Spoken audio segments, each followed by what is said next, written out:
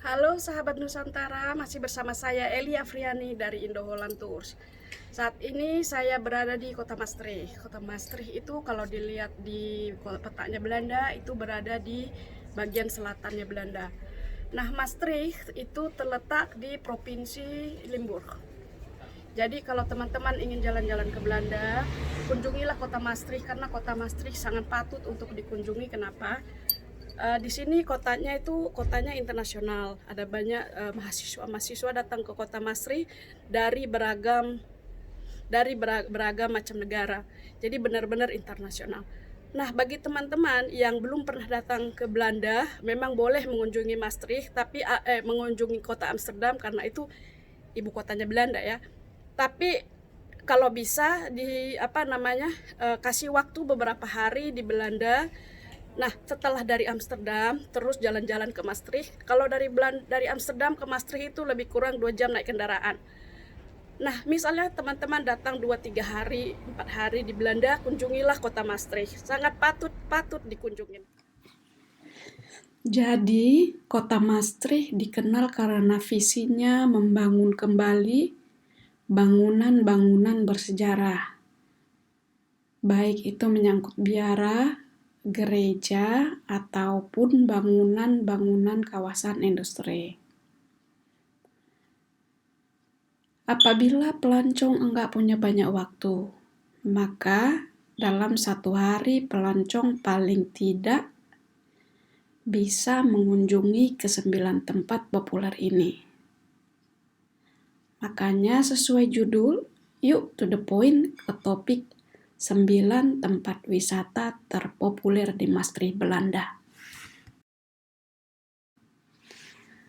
Kemana saja sih ke-9 tempat wisata tersebut?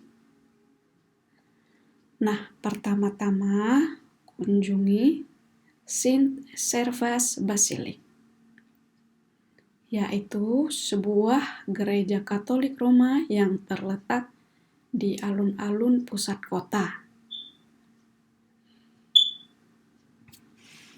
Bangunan yang konon biasa dipakai untuk acara pengadilan atau perniagaan oleh bangsa Romawi. Tentu saja, apabila pelancong tertarik ingin melihat isi di dalamnya, interior di dalam memang sangat menakjubkan dibandingkan kalau pelancong hanya lihat dari sisi gedung luar saja. Saksikan langsung organ dan lonceng-loncengnya yang membuat basilika ini tampak istimewa.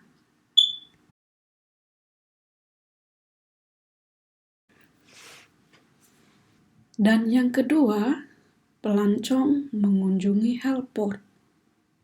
Helpoort merupakan gerbang tertua di Belanda.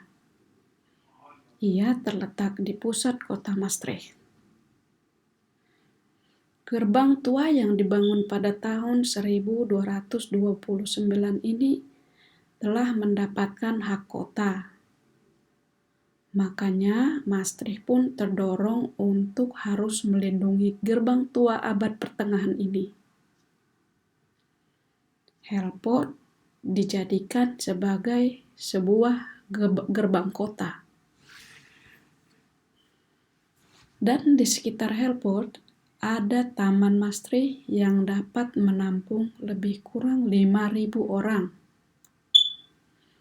Nah, apabila di musim panas ada banyak orang yang suka menghabiskan waktu seperti bersantai atau piknik di Taman Maastricht ini.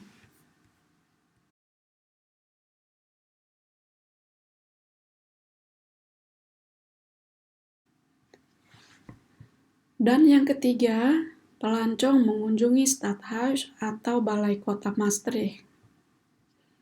Stadhuis atau Balai Kota Menawan ini dirancang oleh seorang arsitek dan pelukis asal Belanda, di mana nama beliau juga dipakai pada nama jalan lokasi ini. Bangunan klasik ciri khas Belanda ini mempunyai 49 lonceng-lonceng yang loncengnya terbuat dari perunggu. Dan setiap hari Sabtu, menara lonceng berdentang. Balai kota terletak persis di tengah-tengah Pasar Square atau alun-alun pasar, Kota Maastricht. Jadi, bagi pelancong selain berlibur, tapi sekaligus ingin dapatkan informasi tentang Kota Maastricht, seperti misalnya program belajar, dinas ataupun tugas dari kantor, mungkin bisa singgah ke balai kota ini.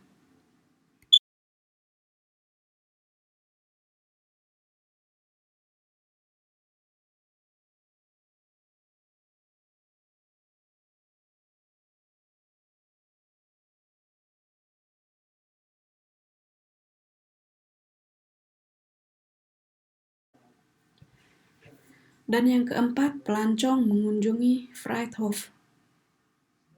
Friedhof merupakan sebuah alun-alun indah di tengah pusat kota. Alun-alun menjadi lokasi populer akan keramaiannya, terutama kalau ada acara Karnaval Maastricht ataupun acara pesta Natal. Bar-bar dan restoran menjadi tempat yang asik buat tongkrongan.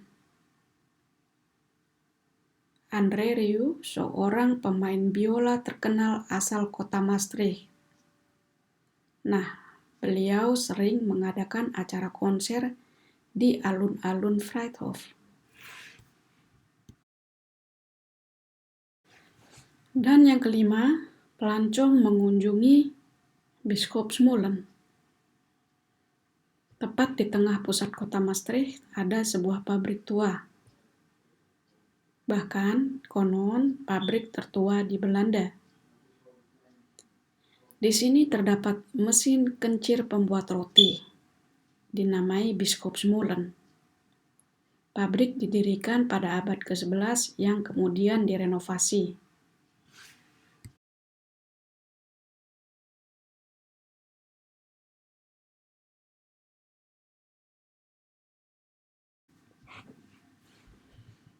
Dan yang keenam, pelancong mengunjungi Eetbaassche.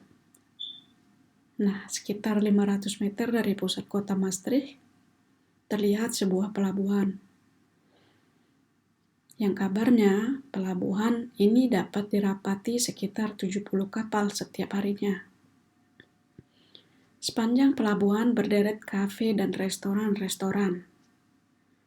Nah, daerah ini memang tempat yang asik dan sangat nyaman untuk bersantai atau tempat pertongkrongan.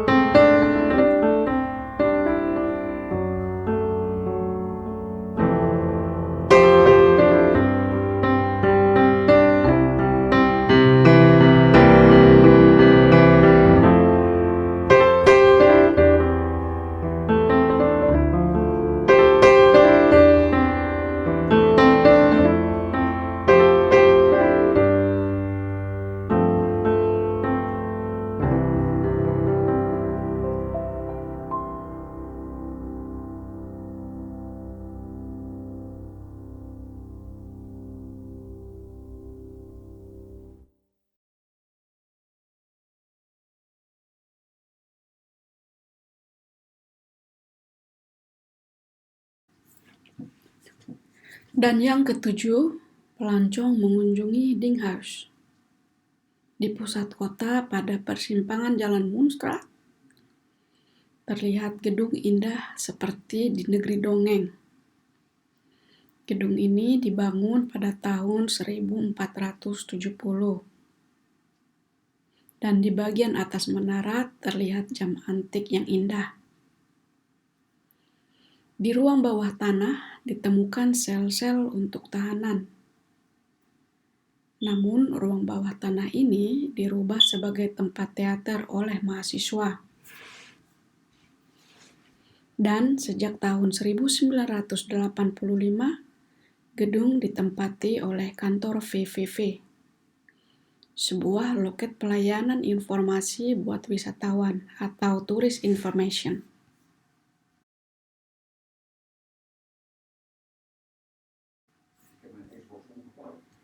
Dan yang kedelapan, pelancong mengunjungi sebuah gereja. Gereja ini adalah gereja yang paling tua di kota Maastricht. Gereja suci ini dibangun oleh bangsa Romawi pada abad ke-11. Gereja terletak di tengah alun-alun Onze Lieve Vrouwplein. Dan gereja boleh dikunjungi oleh siapa saja. Jam buka setiap hari dan tidak dikutip biaya apapun. Enggak sedikit orang datang ke gereja ini untuk berdoa, sambil memasang lilin yang mereka hadiahkan untuk keluarganya yang sudah meninggal atau permintaan-permintaan khusus.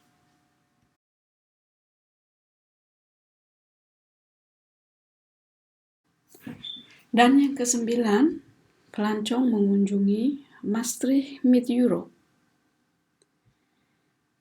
Ikon kota Maastricht yang berbentuk bintang ini melambangkan karakter dari sebuah kota ceria.